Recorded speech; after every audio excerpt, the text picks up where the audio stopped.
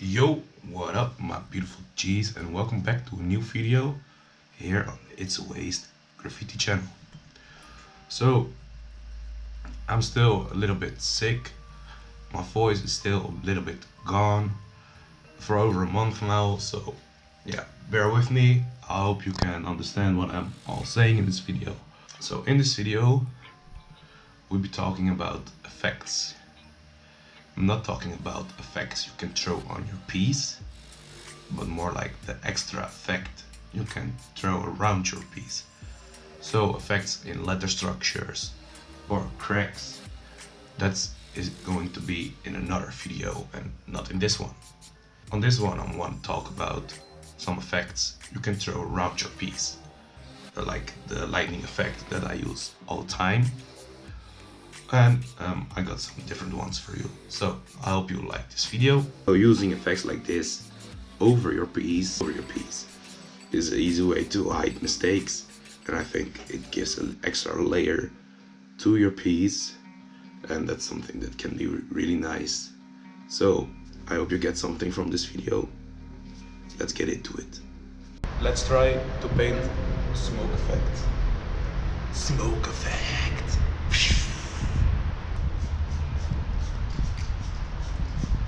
Yo, so the smoke effect. Whenever I start painting something that I haven't painted before, I always like to start on a side of my piece. In this case, it's the right side. So for the start, of course, I looked at some pictures of smoke on the internet, and yeah, I start painting the piece. Of course, you know what smoke looks like, but just looking at the picture for a second gives you the idea of what you want to paint. So I started on the right side of my piece and I started dusting in some wobbly lines in a light gray color. So I started the right side of the piece and I'm trying to figure out how I want the smoke to look. And whenever we found that nice idea, I'm trying to put it all throughout the piece. And with the smoke effect, I'm imitating the lightning effect that I use on my pieces a lot, with how it goes over the piece there and underneath the piece there, and it goes all around the piece. Of course, smoke always goes up, so whenever I throw some lines to the top of the wall, yeah, the smoke goes upwards, so there are only lines going upwards to the piece, no, to the ceiling. Effect, I'm using a light gray, a white, and a little bit of transparent white. I'll be using the soft cap a lot, which is this cap. I'm using the soft cap because it is a really nice cap for some fading lines, a little bit blurry, as you can tell in the video. Some white to make the smoke a little bit lighter on some parts, and some transparent white later on some parts.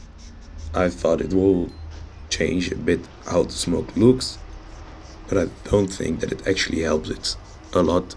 So maybe if you don't have a transparent white, don't use it. You don't need to on this one, but it's always kinda handy to have it with you when you try something like this out, just in case. So let's finish the smoke on the bottom part of the piece, and then we jump into some of the transparent stuff going on. Check if it really did something. I'm not sure. Let me know what you think about it in the comment section. So I'm using the transparent white with a standard fat cap, which is this one. I mainly used the transparent paint on the bottom of my piece because I was seeing that it was not doing anything on the gray of the background that the normal white wasn't doing already. But on the green of the bottom of the piece, it kinda worked, but I don't think it needed it. I think I could do this same effect with the normal white without using the transparent stuff. So this was the first effect and the finishing of this piece. Let's jump into the next effect that I will be doing in this video, and that will be the glass effect. Well, broken glass effect. I used all the same colors that I used in the smoke effect. It was actually the same day that I painted this effect over this piece. I painted before on the other side of the tunnel. There is a separate Hall of Fame review of this video on my channel, and I will link it in the video description. This was the first time that I painted a broken glass effect on the wall. I used it earlier in this piece, and I'll show it on screen now. I really liked it because there were only leftovers from the smoke effect. I didn't have enough of the light gray color that we were using. I wish I had a little bit more, but I still think this effect came out really nice. And I will definitely paint this again in a different way or in a good theme wall or something like that. So I didn't look at any glass pictures from the internet, but I checked the glass that I painted before. That's why you see it's kind of a bit of a similar shapes going on. As you have seen in the raw video, I broke my small plastic step that I always take with me, so I couldn't do any glass on the top part. I have gotten myself a new step yesterday, and it's a little bit bigger. That's always nice.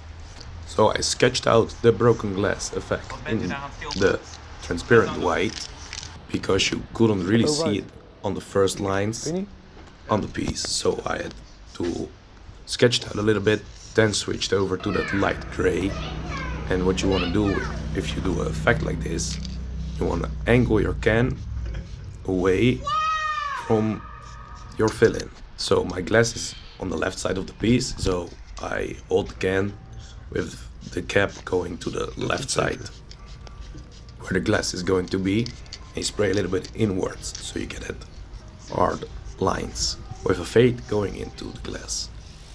After all the first dusting, we did some sharp lines inside of the glass around the lines. Give it that sharp look like broken glass. Dusted in some more places. I'm just walking back and forth, checking out what I'm painting, adding a little bit white here and there to the lines. I think it's always really nice to try out some new things on the wall, and I hope you guys maybe try out also a glass effect on the wall on one of your own pieces. And let's end this video with one more effect. And that will be a little bit of a throwback to one of my favorite pieces of this year, I think, for now. But the year is not so far in yet. It's my favorite of this year for now. And that's the piece that I painted with rehf and chiek on 15 January. And we painted in that wall a lot of fire. So I want to talk a little bit about the fire effect. And then we end this video. Painting a fire effect is always really nice to get rid of your scrap cans in the colors red, yellow, orange, a little bit of gray. That's all we used in this fire effect. I kind of used the same technique as on the smoke. I wanted to paint the left side first, and with this one especially I did some outline, then I did some fire and went back and forth on the left side, making some cracks as well. We discussed that in a different video coming soon. And I always like painting fire. It's something I enjoy a lot, and I'm working on a canvas that has a lot of fire in it as well. If I ever finish it, you'll see it soon. Or maybe it takes 2 years like some of my other canvases. Still not finished, by the way. So anyway, yeah, fire effect, really nice. I hope you guys liked all these effects that we talked about in this video. And if you want to see a part 2 with some more effects, maybe suggest some effects in the comments, and I'll make it happen for sure. Subscribe to my channel if you haven't already, and I'll see you in the next video. Hopefully my voice will get better soon.